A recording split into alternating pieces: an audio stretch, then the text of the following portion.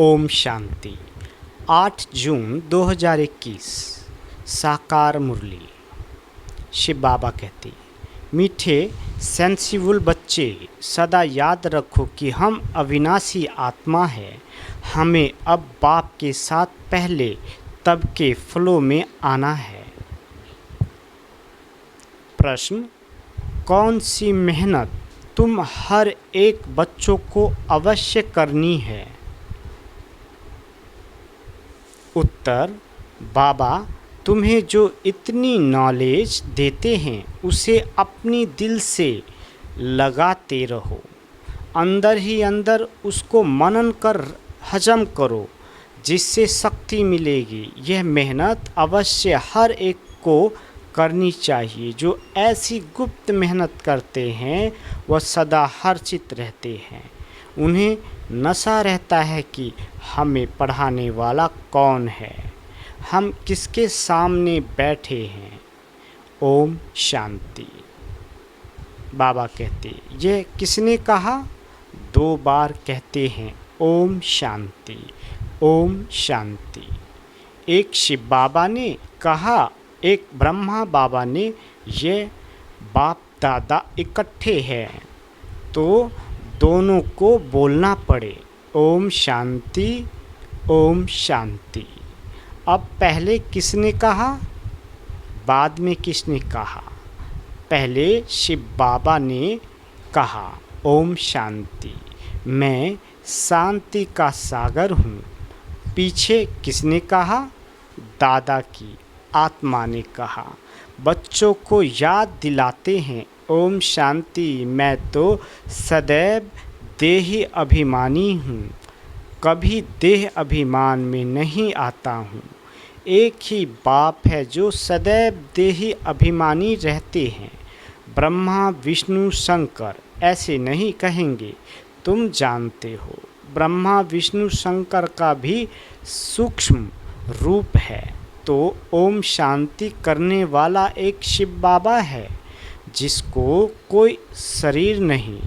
बाप तुमको अच्छी रीति समझाते हैं और कहते हैं, मैं एक ही बार आता हूँ, मैं सदैव देही अभिमानी हूँ, मैं पुनर्जन्म में नहीं आता, इसलिए मेरी महिमा ही न्यारी है।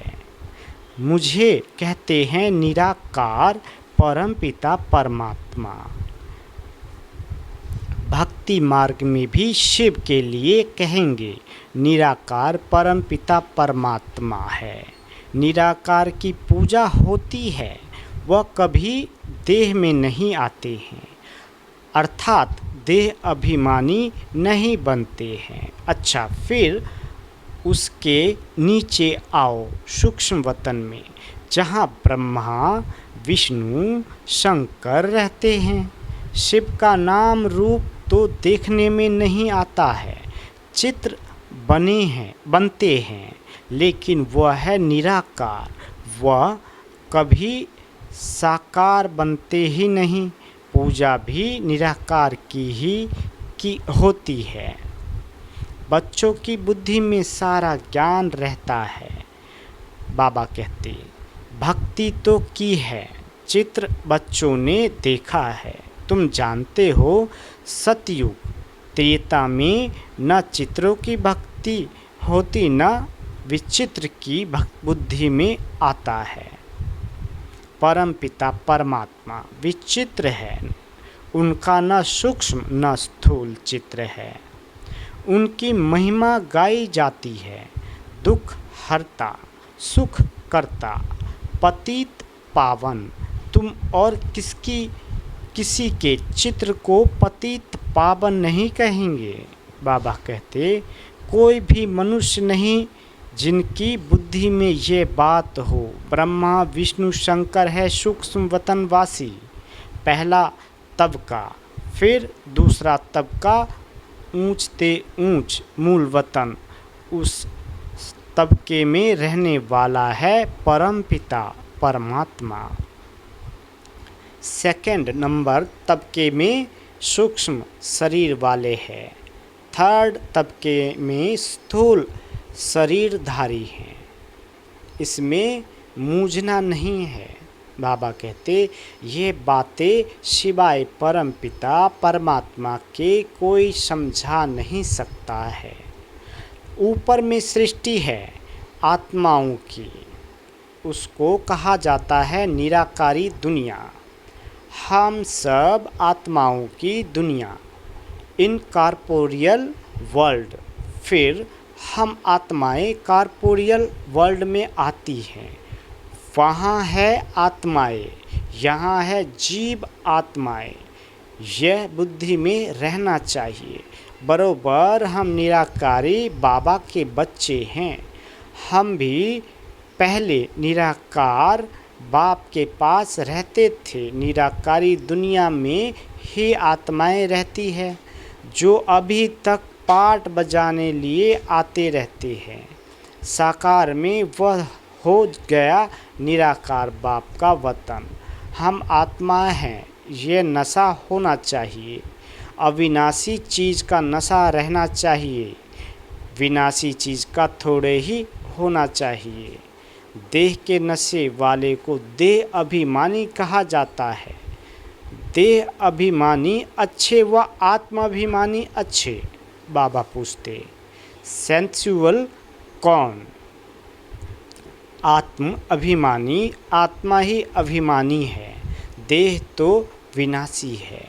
आत्मा कहती है हम 84 देह लेते हैं। हम आत्मा परम धाम में बाप के साथ रहने वाली हैं। वहाँ से आते हैं यहाँ पाठ बजाने। आत्मा कहती है ओ बाबा, साकारी सृष्टि में है साकारी बाबा, निराकारी सृष्टि में है निराकारी बाबा। यह तो बिल्कुल सहज बात है। अब ब्रह्मा को कहते हैं प्रजापिता ब्रह्मा, सो तो यहाँ ठहरा ना। वहाँ हम आत्माएं सब एक बाप के बच्चे ब्रदर्स हैं। बाप शिव के साथ रहने वाले हैं। परमात्मा का नाम है शिव, आत्मा का नाम है शालिग्राम। आत्मा का भी रचयिता चाहिए ना। दिल में हमेशा बातें करते रहो। जो ज्ञान मिला है वह अपने दिल से लगाने के लिए मेहनत करनी है। बाबा कहते आत्मा ही विचार करती है। पहले पहले तो यह निश्चय करो कि हम आत्मा बाप के साथ रहने वाले हैं।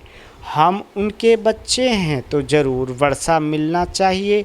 यह भी तुम जानते हो कि यह जो आत्माओं का झाड़ है उनके पहले ज़रूर बीज होता है। जैसे सिजरा बनाते हैं बड़ा बाप, फिर उनके 2-4 बच्चे निकले, फिर उनसे और निकलते 1-2 वृद्धि को पाते पाते झाड़ बड़ा हो जाता है। बिरादरी का नशा होता है। बाबा कहते फलाने से फलाना निकला। तुम बच्चे जानते हो मूल वतन में सभी आत्माएं रहती है। उनका भी चित्र है। ऊंच ते ऊंच है बाप, तुम बच्चों की बुद्धि में है। बाबा इस शरीर में आया हुआ है। रूहानी बाप इनमें आकर रूहों को पढ़ाते हैं। सूक्ष्म वतन में तो नहीं पढ़ाएंगे। सतयुग में तो यह नॉलेज किसी को भी रहती नहीं। बाप ही इस संगम युग पर आकर ये नॉलेज देते हैं। इस मनुष्य सृष्टि रूपी झाड़ की नॉलेज कोई को है नहीं। कल्प की आयु ही बहुत बड़ी लिख दी है। बाबा कहते अभी बाप तुमको समझाते हैं बच्चे, अभी तुमको फिर घर चलना है। वह है आत्माओं का घर। बाप और बच्चे रहते हैं। सब ब्रदर्स हैं, ब्रदर्स और सिस्टर तब कहा जाता है जब यहाँ शरीर धारण करते हैं। हम आत्माएं सब भाई भाई हैं। भाई का जरूर बाप ही होगा ना। वह है परम पिता परमात्मा। सभी आत्माएं शरीर में रहते हुए उनको याद करती हैं। बाबा कहते सतयुग त्रेता में कोई याद नहीं करते हैं, पतित दुनिया में सभी उनको याद करते हैं, क्योंकि सब रावण की जेल में है। सीता पुकारती थी हे राम। बाप समझाते हैं राम कोई त्रेता वाला याद नहीं आता है, राम परम पिता परमात्मा को समझ याद करते रहते हैं। आत्मा कहती है, बाबा कहते आत्मा पुकारती है, अभी तुम जानते हो आधा कल्प फिर हम किसी को पुकारेंगे नहीं, क्योंकि सुख धाम में रहेंगे। इस समय बाप ही समझाते हैं, दूसरा कोई जानते ही नहीं। वह तो कह देते हैं कि आत्मा सो परमात्मा, आत्मा परमात्मा में लीन हो जाती है। बाप समझाते हैं आत्मा तो अविनाशी है, एक भी आत्मा का विनाश नहीं हो सकता। जैसे बाप अविनाशी वैसे आत्मा भी अविनाशी है। यहाँ आत्मा पतित तमो प्रधान बनती है, फिर बाप सतो प्रधान पवित्र बनाते हैं। सारी दुनिया को तमो प्रधान बनना ही है बाबा कहते, फिर सतो प्रधान बनना है। पतित दुनिया को पावन बनाने बाप को आना पड़ता है। उनको कहते ही हैं गॉड फादर। बाप भी अविनाशी है, हम आत्माएं भी अविनाशी हैं, यह ड्रामा भी अविनाशी है। तुम बच्चे जानते हो कि यह वर्ल्ड की हिस्ट्री ज्योग्राफी कैसे रिपीट होती है। इन चारों युगों में हमारा पाठ चलता है। हम सूर्यवंशी फिर चंद्रवंशी बनते हैं, चंद्रवंशी जैसे सेकंड ग्रेड में आ जाते हैं। 14 कला वालों को सूर्यवंशी नहीं कह सकते। वास्तव में देवी देवता भी उन्हों को नहीं कह सकते। देवी देवता संपूर्ण निर्विकारी 16 कला संपूर्ण को कहा जाता है। राम को 14 कला संपन्न कहेंगे। तुम्हारे ही 84 जन्मों का हिसाब समझाया जाता है। बाबा कहते नई चीज़ फिर पुरानी होती है तो वह मज़ा नहीं रहता है। पहले संपूर्ण पवित्र रहते, फिर थोड़े वर्ष पास होंगे तो थोड़ा पुराना कहेंगे। मकान का भी मिसाल दिया जाता है, ऐसे हर चीज़ होती है। यह दुनिया भी एक बड़ा मांडवा है। ये आकाश तत्व बहुत बड़ा है, इसका कोई अंत नहीं। बाबा कहते इनकी एंड कहाँ है वह निकाल नहीं सकते। चलते जाओ एंड हो नहीं सकती। ब्रह्म महातत्व की भी एंड हो नहीं सकती। यूं साइंस वाले कितनी कोशिश करते हैं एंड देखने की, लेकिन जा नहीं सकते, अंत पा नहीं सकते। ब्रह्म तत्व बहुत बड़ा बेअंत है। बाबा कहते हम आत्माएं बहुत थोड़ी जगह में रहती हैं। यहाँ बिल्डिंग आदि कितनी बड़ी बड़ी बनाते हैं। स्पेस धरती की बहुत बड़ी है। खेती आदि भी तो चाहिए ना, वहाँ तो सिर्फ आत्माएं ही रहती है। आत्मा शरीर बिगैर कैसे खाएगी, वहाँ तो अभोक्ता है। खाने व भोगने आदि की कोई चीज़ होती नहीं। बाप समझाते हैं यह ज्ञान तुम बच्चों को एक ही बार मिलता है, फिर कल्प बाद तुम बच्चों को दिया जाता है, तो यह नशा होना चाहिए। हम देवता धर्म वाले थे। तुम कहते हो बाबा आज से 5000 वर्ष पहले हम आपके पास आए थे, शूद्र से ब्राह्मण बने, अब फिर हम आपके पास आए हैं। वह निराकार होने कारण तुम कहेंगे दादा पास आए हैं। बाप ने इसमें प्रवेश किया है। बाप कहते हैं जैसे तुम ऑर्गन्स ले पार्ट बजाते हो, वैसे ही मैं भी ऑर्गन्स का आधार लेता हूँ। नहीं तो मैं पार्ट कैसे बजाऊं? शिव जयंती भी मनाते हैं। शिव तो निराकार है, उनकी जयंती कैसे हुई? मनुष्य तो एक शरीर छोड़ दूसरा लेते हैं। बाप कहते हैं, मैं कैसे आकर तुम बच्चों को राजयोग सिखाऊं?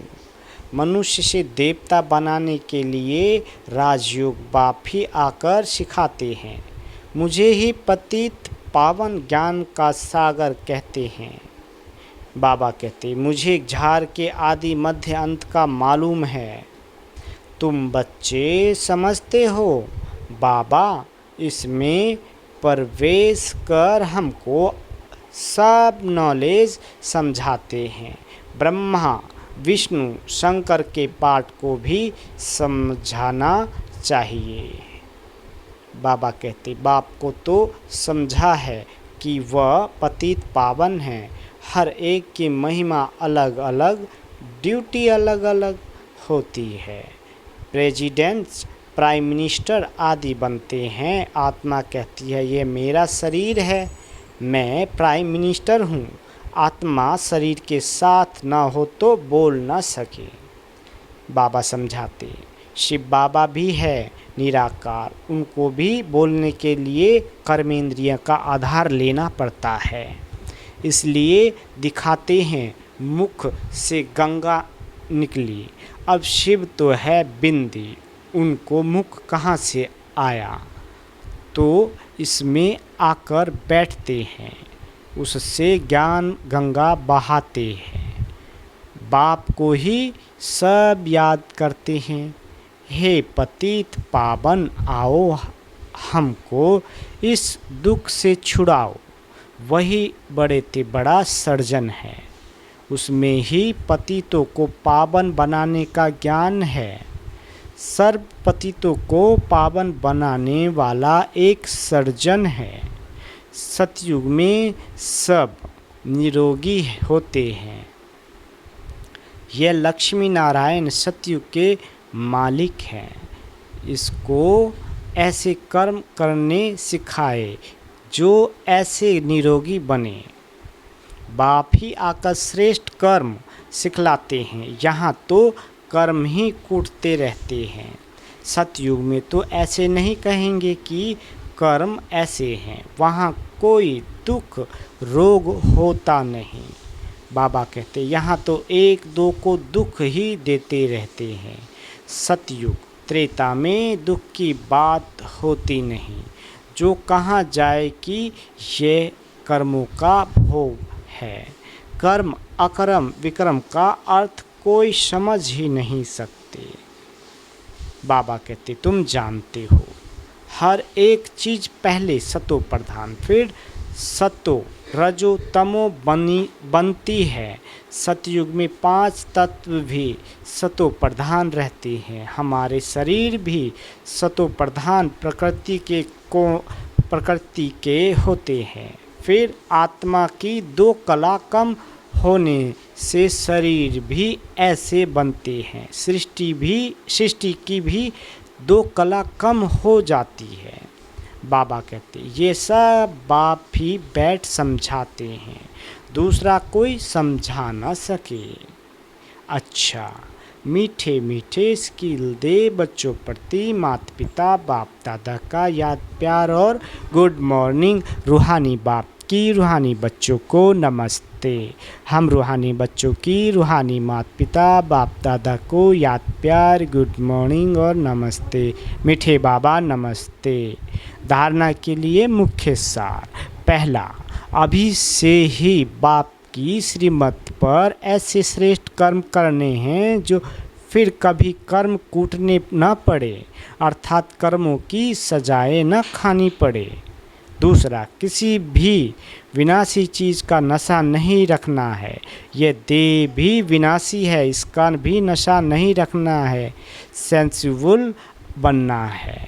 वरदान, फरमान की पालना द्वारा सर्व अरमानों को ख़त्म करने वाले मायाप्रूप भव। बाबा कहते, अमृत वेले से लेकर रात तक दिनचर्या में जो भी फरमान मिले हुए हैं उसी फरमान अपनी वृत्ति, दृष्टि, संकल्प, स्मृति, सर्विस और संबंध को चेक करो। जो हर संकल्प, हर कदम फरमान को पालन करते हैं उनके सब अरमान ख़त्म हो जाते हैं। अगर अंदर में पुरुषार्थ का व सफलता का अरमान भी रह जाता है तो ज़रूर कहाँ न कहाँ कोई न कोई फरमान पालन नहीं हो रहा है। तो जब भी कोई उलझन आए तो चारों ओर से चेक करो, इससे माया प्रूफ स्वतः बन जाएंगे।